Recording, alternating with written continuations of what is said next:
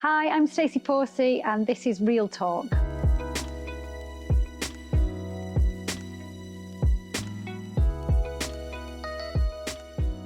So last time we recapped on symptoms and I discussed what testing you can go for and who to see and where to get help from. So this week, these top 10 tips are what I use to maintain my health and balance whilst tackling mold sickness. But I truly believe that all these 10 top tips could help you in any aspect of your health, in avoiding chronic illness and optimizing your health and making you feel better mentally, physically, and I think anybody can follow these top 10 tips. That's a huge mouthful. Top 10 tips and live a healthier life. Okay, so first and foremost, my huge number one tip would be detox. I'd heard of detox over the years. I think we've all heard of detox. Did I pay any attention to what that actually meant? Did I ever do a detox in my life? No, I didn't do. And I think a detox is what will set you off on a great path for optimizing your health and for fighting mold sickness, for helping with SIBO, candida, any other gut-related issues, any health issues that you have, you cannot fault with doing a detox. So how to detox and what detox to do? I'm sure there's loads of different detoxes out there, but personally, I have followed the Petronella plan. I've mentioned Petronella so many times. I am not on any commission for Petronella at all. Petronella is somebody who's helping me on my health journey, and she is incredible and what she does and her plan. She needs sharing. People need to have Petronella in their lives. So yes, I follow the Petronella plan, and what that involves in the first 16 days is the detox phase. First 2 days is just vegetables, breakfast, lunch and dinner, and that's about 1.5 kilos of vegetables. I made my veg into a huge soup. You can have chicken stock in there, and then for the next 14 days, so it's 16 days in total, no alcohol, no oils, no dairy, no grains, no gluten, no starchy carbohydrates. You get all your carbohydrates from your vegetables and from your fruit, and high protein, oily fish, normal fish and seafood, chicken, red meat and lamb. So yeah, you've got high protein, eggs are in there as well, fruit and veg. And this lasted for 14 to 16 days. I'm not going to lie, I felt like shit when I was doing it. I thought I was dying. I thought there was something else seriously wrong with me. I rushed myself down to my GP and got all my bloods taken because I had headaches again. I felt really, really imbalanced, really dizzy, really confused, disorientated, didn't understand what was happening to me. And I just thought, why am I detoxing? This isn't good. But I'm obviously detoxing. So what's happening to my body when I'm detoxing? All the toxins are coming out of me. It's not rocket science. So yeah, 14 to 16 days, hard work, but perseverance got me through. I'm a very strong-willed person. I'm not the kind of person to give up. So I really strongly advise detoxing first. That's literally my first rule of thumb. In anything that you approach, in anything that you're doing, do some form of detox plan. Whoever's detox plan you choose to do, just do it, detox. And then you start off with a nice clean palette for everything else that you go on to do. So it's detox, detox, detox, and your detox should last at least 2 weeks, 16 days. And if you do feel like crap, like I did, just remind yourself that's all those horrible toxins that are in your body coming out you. So don't panic. Set yourself 16 days, you can do it, definitely. And you've just got to motivate yourself, and you've got to have strength and keep telling yourself that you just want to get well. So that's point number one. First top tip is detox. That's just number one all the way.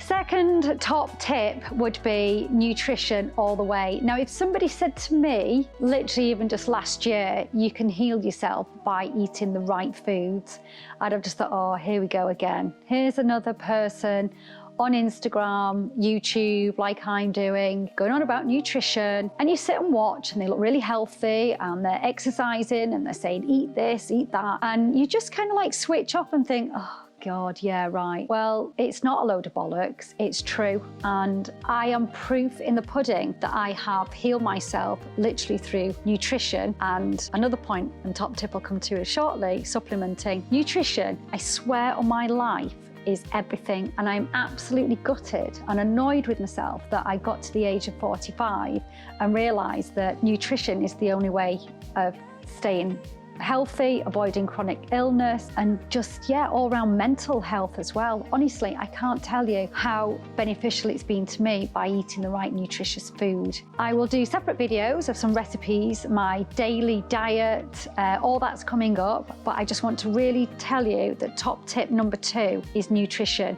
So just some really quick little tips within the top tip number 2 of nutrition would be, okay, remember this word, bioflavonoids. Bioflavonoids foods are a nice rich array of colourful fruit and veg. Think of the whole rainbow, every colour of fruit and veg that you can possibly eat.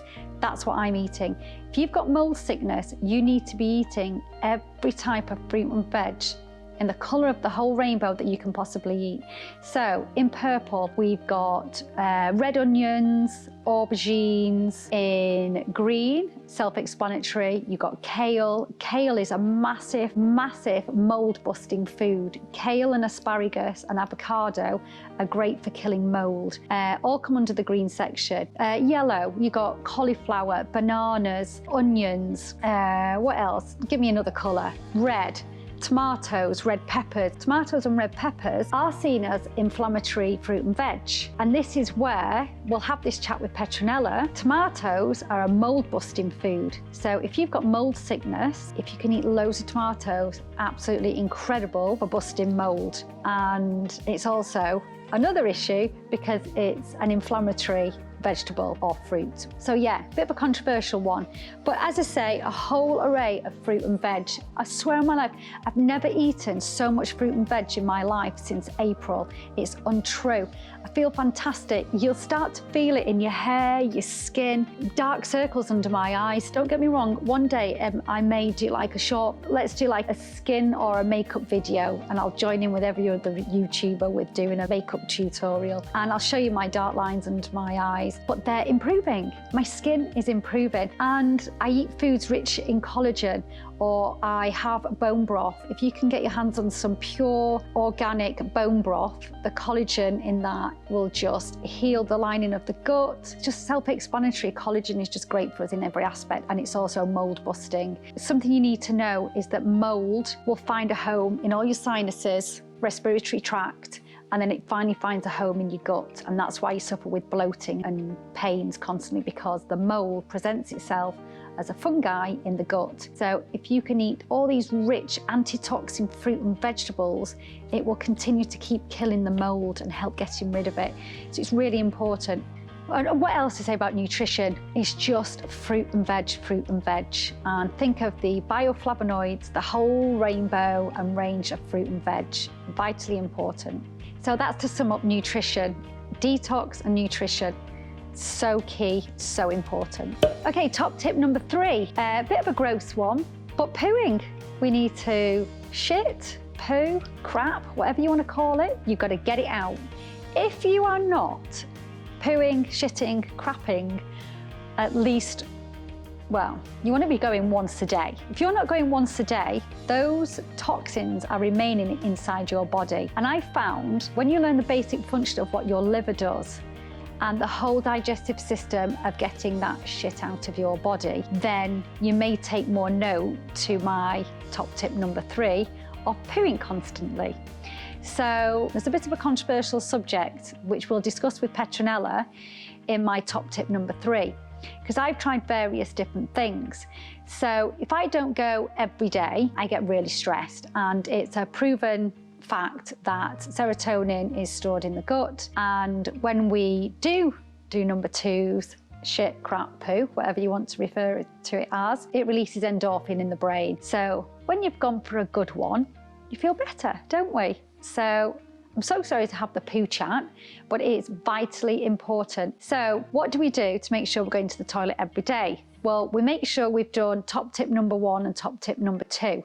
If you've done top tip number 1 and top tip number 2, then there's no reason why you're not shitting, crapping and pooing every day. You should actually, if you can, be going 2 or 3 times a day. If you're not, I've got 4 different herbal supplements that I can recommend, which are all perfectly safe, not to be taken advantage of, just to help our system flush out all the poo quicker and more regular. So, so important. We want all those toxins out of the body, and especially if you have mold sickness, daily It's about getting rid of the mycotoxins. And one of the only ways of doing that is flushing out, and that's shitting and pooing every day. I told you, this is real talk, and I call this real talk for a reason. Top tip number 4. So this brings me to the liver, following on from the pooing tip. I think we all know what the liver does, but would we abuse our bodies so much if we really knew what it was actually doing?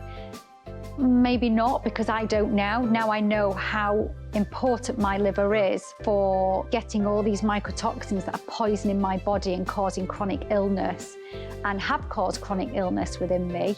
I know how vitally important it is to keep my liver cleansed and functioning at its optimum level. Don't get me wrong, I'm not teetotal, I still have a drink, but we need to find a way of finding balance and keeping our livers really nice and clean. And basically, I'll tell you why. If we don't keep our liver nice and clean, it can't function and do its job properly. So the liver needs to be able to balance our hormones. If we can't keep our hormones balanced, especially for us women as well, not discriminating against you men, same applies obviously, liver's liver. But if we can't keep our hormones balanced and our insulin levels balanced, then it's highly likely we're going to gain weight. That's not rocket science. So it's vitally important that we keep the liver clean. Another factor is our liver stabilizes our metabolism. So if you've put weight on and you can't shift any weight, and you've got all the symptoms that I've got, and one of the symptoms which actually I didn't mention was that I was eating what I thought was a low-calorie diet and balanced, and I wasn't shifting any weight. I was exercising 3 times a week. I wasn't shifting any weight. The reason why I wasn't shifting any weight was, one, because of the mold sickness, but the amount of toxicity in my body, my liver wasn't functioning as it should do. Hence the sharp pains in the kidney and the liver area. I need to keep making sure those mycotoxins keep flushing out of our body. So all the nutrition and the antitoxins we're putting in and the supplements that we put in will help keep our livers all really nice and clean. So that's point number 4. Top tip number 4 is keeping your liver nice and clean and cleansed. Top tip number 5 has to be water. I'm definitely somebody who never ever drunk enough water. I used to drink a lot of Diet Coke. I used to drink a lot of alcohol as well. I mean, I think it's really important to note, whilst I'm talking about all my top tips, is that I've never been this healthy person that I am now. I'm just normal in the way that I've abused my body so much, it's untrue. And I've lived life to my fullest, and that's probably all I'm going to say. Use your imagination. So yeah, anybody can do what I've done, and I'm age 45 and I've turned my whole body around to avoid chronic illness, and I just feel like the healthiest and feel the best I've ever felt in my life, and I'm only 3 months in. Anyway, back to top tip number 5. Sorry, I do waffle. I like to waffle. Anyway, top tip number 5, water. Water, water, water. 2 litres a day, definitely. And if you can try and get the 2 litres in before lunch, then happy days. So I will hydrate from 6:30 in the morning until, say, midday, and I will try and get my 2 litres of water in the morning. By lunchtime, I'll try and get 2.5 litres in. And then, do you know what? I literally find I'm not drinking water for the rest of the day. I'll probably then start to have the odd green tea or cup of coffee. So yeah, I get all my hydrating in all the morning. So you need to be aiming for at least 2 litres of water. When I'm on holiday, it's 3.5 litres of water because I'm sweating all the time. So definitely water. We need that water to hydrate and keep flushing those toxins out of the system. If you've got mold sickness like I have, we've got to keep flushing the toxins out, and to flush out, that water really helps. So water, water, water all the way would be my top tip number 5. Top tip number 6, sleep. We need our sleep. I'm on average, if I'm really honest, 7 hours sleep a night, and I function quite fine on that. Ideally, I need 8. My functional health doctor, my nutritionist, Petronella, they've all said to me, Stacey, you really need to be getting 8 hours or more. I just really struggle to get that extra hour. I just keep falling on 7 hours. But if I get a solid 8 hours, I can really feel a difference in my body. And I can't stress how much sleep's really important, because if we're trying to detox our body, if we're trying to get rid of these mycotoxins from the mold sickness or whatever form of mycotoxic poisoning you have, if we're doing all the other points, sleep really will help, because whilst we're sleeping, I think we all know that it gives the body time to repair and balance hormones again. So sleep, really, really important. If I'm struggling to sleep, which I'm going to be really honest with you, building a new business, creating a new product off the back of my book, I can't sleep at night, I'm excited, I've got my 2 kids, I've got their school, we've got coronavirus stress, my mum and dad are in their mid-70s, I worry about them, I have a brother that's a heroin addict and I worry about him and his living conditions. We've all got our own stresses in life, so we don't sleep. So this is real talk, and I'm not going to sit here and make out I'm some bloody sleep goddess, because I'm not. I really struggle with sleep. And also, being a creative, anybody else that's a creative will know that our brains come to life at night time. And I know the person behind this camera is exactly the same as me. I wake in the morning, my brain's not as active, and I just come to life, say like after 6 o'clock, and I'll find myself painting, drawing, working, doing social media, whatever I'm doing up until the early hours in the morning. And I know that it's not right for me. It's one of my top tips, but it's a top tip that I'm really working hard on changing, and I'm really, really trying to get to sleep by 11:30 every night and not after midnight like I normally do. And some nights, if I have 8 hours sleep, the next night I can't sleep. It's really weird. It's just bizarre, really. You know, to be honest, I keep getting told to sleep more, but I seem to function fine on 7 hours. But I've been told repeatedly that I need 8. To try and get that 8, I use essential oils. So believe it or not, if you've got mold toxicity, mycotoxic poisoning, mold SIRS, whatever you want to call it, essential oils have been proven to help kill the mold toxicity in the body. They don't do it alone, but they help render them harmless in some form or another. But either way, the essential oils that I have help me get into a really deep sleep. So yeah, sleep is top tip number 6, and essential oils can really help with your sleep. Top tip number 7, this would be to definitely cut out all refined sugar. I've not had refined sugar for years now. Mold sickness, mold SIRS, mycotoxic poisoning, yeast, fungi, if you have candida, SIBO, they all feed off sugar. Cancer feeds off sugar. It's a known fact. So for me, it's a no-brainer. If you want to avoid chronic illness, if you want to cure yourself of mold sickness, if you want to eradicate any mold toxicity in your body or any form of mycotoxic poisoning, you really need to concentrate on not eating a diet with any refined sugar in. It's not that hard. You could always get my book and have a sweet treat every weekend. One of my top tips is balance in life, and to kill mold toxicity, to make yourself well, to have a balanced, healthy lifestyle and to avoid chronic illness with all these top tips, then unfortunately you need to cut out refined sugar, but you still need to have your treats, and you still need to live your life, and you still need to be able to socialise with your friends. You still need to be able to have a life and socialise with your husband or your wife, and not feel like some health weirdo that's gone all nuts on eradicating every type of toxin out of your body, because it's not realistic. So what I do is I make myself one of my treats, not every weekend, but every other weekend. If I want a sweet treat, then 70% and above dark chocolate is absolutely perfect, nothing wrong with it. So really try and get used to dark chocolate. If it's a weekend and I want a treat, then I'll make one of my sweet desserts. All my sweet desserts, and I'm not blowing my own trumpet, all my recipes, it took me 2 years to create, and they're all made with no refined sugar. You will not find any refined sugar in any of my sweet treats at all, and they're all made with natural raw ingredients. So that's point number 7, no refined sugar. Okay, top tip number 8. You still with me? Hopefully you are. I'm not rambling on too much.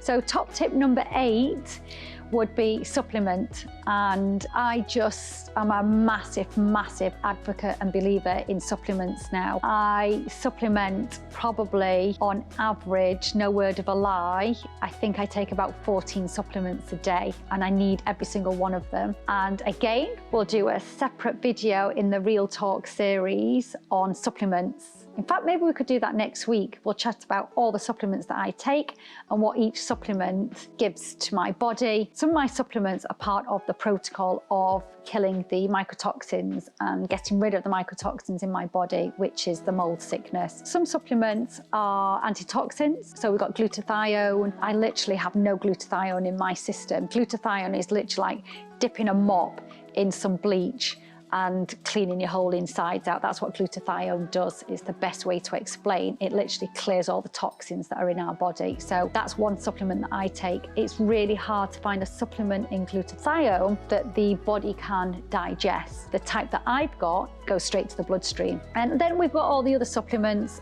turmeric, vitamin C, etc., which are all the vitamins that we need. We need to supplement because we don't get everything from our food.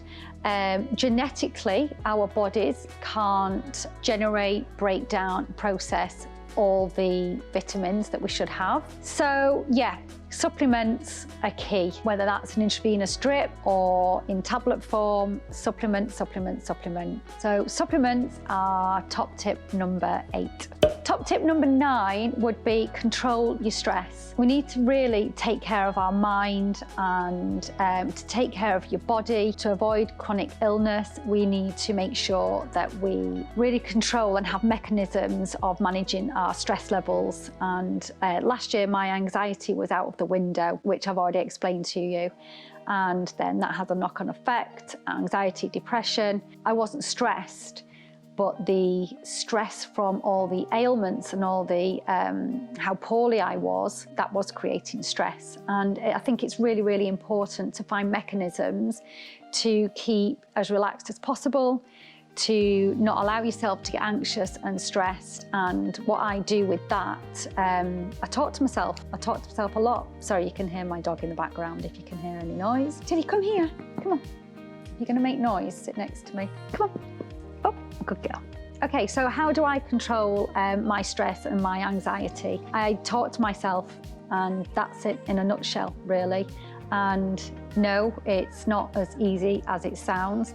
I've got one little shit on my shoulder that's not a very nice person and thinks of the past too much, thinks bad things, isn't very kind. And then I have this other really lovely person on this shoulder that helps me keep the little shit on this shoulder at bay. But yeah, the essential oils will really help with de-stressing as well. So I can give some nice advice on what essential oils to use. But I just talk to myself, and that's the best thing to do. And don't be hard on yourself with your diet and your nutrition and everything that I'm telling you to do. No one's perfect. And I'm looking at you now and I'm talking to the camera and I'm giving you my tips on what to do, and it sounds easy. And I know full well that you may only manage one of these top tips, but it's important not to stress yourself out. Something else I do to try and maintain my stress levels now are exercise. And again, it might seem unrealistic in your life. Not everybody has the time to exercise, not everybody has the resources to exercise, not everybody can afford a gym membership. You know, whatever your lifestyle, whatever you're doing in your life, you can find time to at least do 10 minutes of raising your heartbeat before you eat every day. So if I just do a couple of star jumps, a couple of press-ups, a couple of squats, it might last me 5 to 10 minutes, but I've done something. And it's increased my endorphins. I feel like I've done something. So don't use any excuse that you can't exercise. Walking, I walk a lot. Just get a couple of friends. If you've got a dog, get out and walk. It's great for the mind, great for de-stressing, and exercise. Exercise if you can where possible. So that's point number 9, try and keep where possible less stress. Okay, top tip number 10, my final one, is maintaining balance and being realistic. So maintaining balance, how do I maintain balance? What I do is I find a balance. I find a way of drinking alcohol, and I'll probably limit myself on the amount that I used to drink. So if you know me and ever had a night out with me and knew me from last year and the year before and the year before that, or from 15, 20 years ago, you're probably going to look at this and say, oh my God, you drink a lot. And I did used to put a lot back. But I can drink now, and I can have 2 or 3 and not have the need to drink anymore like I used to do. So I've kind of trained my body now enough where I can share a bottle of wine with my husband. If I do that, that's probably once a week. We might open a bottle of wine on a Friday or a Thursday. I'll have a glass on a Thursday, maybe 2 glasses on a Thursday. I'll probably have a glass on a Friday and a glass on a Saturday. I balance it out. If I'm going on a night out with some girlfriends, do you know what? I don't stress. I just relax and I drink. So what I do then is my brain goes into, right, okay, Stacey, you're going on a night out. Don't be a boring cow. Don't turn around to your friends and say, oh no, sorry, I'm detoxifying my body. I can't have this and keeping my liver clean, because that's not living your life. You've got to live your life. So therefore, I can go out and have a good night still, joining with my friends. And what I would do is I drink clean, pure, if that's a word for tequila. I'm going to be dead honest with you. I drink the Gold Patron tequila, and the mixer I'll have with that would be pure freshly squeezed lime juice. And I have that with chilies and ice and coriander all in a shaker. And that's called a spicy picante. If anyone's a member of Soho House, you can get one of those all night long, and they're absolutely delicious. In your average bar, you can't get one of those. Gin and tonic is another good alcoholic to drink. Just make sure you're careful with the mixer. If you're at home, go for a mixer that's a sugar-free option. Gin with tonic water is perfect. Soda water, gin and soda is a really good one. I find that rosé, I'm fine with rosé and I'm fine with champagne. Struggling with red wine, don't know what I'm going to do this winter.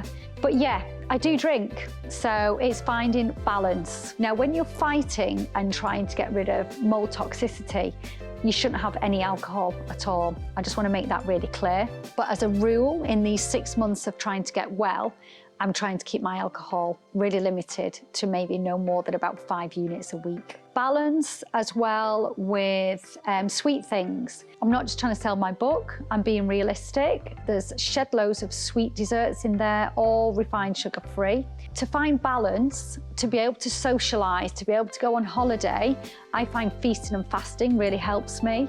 It helps balance my hormones, it helps regulate my gut, it definitely helps with the mold sickness. So I'm doing 16-8, so I probably start eating at 11 o'clock and finish eating at 7 o'clock. So that means that you've got an 8-hour window to eat. So I'm going out for a meal with my friends tonight, meeting them at 8 o'clock. Now, ideally, I wouldn't eat after 9 o'clock, so I started my lunch at 2 o'clock today, which gives me a nice 8-hour window to then finish my meal by 9 o'clock tonight. So you've just got to kind of like train your brain, and whilst you're trying to get well, my most important point that I've left to the end is maintaining balance, because you've still got to go out there in the big wide world. You've got to go to work. You've still got to be a mum, a dad, a wife, a husband, a friend, and you want to be able to function in that world. So finding balance, even if it means that your treatment will take a lot longer, just find balance in every area. Try and eat organic, no preservatives, no artificial sweeteners. We're keeping that liver cleanse. You don't want any artificial sweeteners. You want to really reduce the preservatives. Try and go organic all the way, and balance, balance, balance. They are my top 10 tips, and I hope that they help you massively. If you don't have the budget to see a functional health doctor and you don't have the budget to see a nutritionist, try and stick to those top 10. Follow more of my videos. We'll talk about supplements. We'll talk about mold sickness in detail. We'll talk about detoxifying the body. We'll talk about nutrition. I'll tell you what I'm eating. We'll talk about the Petronella plan.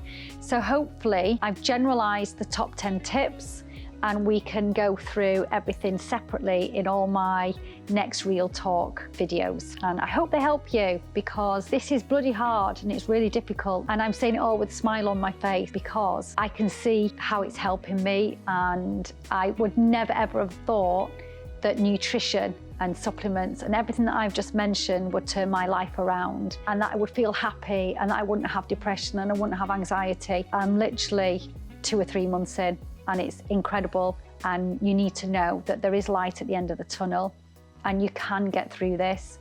And if you're not sick and you want to avoid chronic illness, then keep watching my videos as well. Please like, subscribe, and comment below. And anything I've talked about, any links will be left somewhere. And see you in the next video.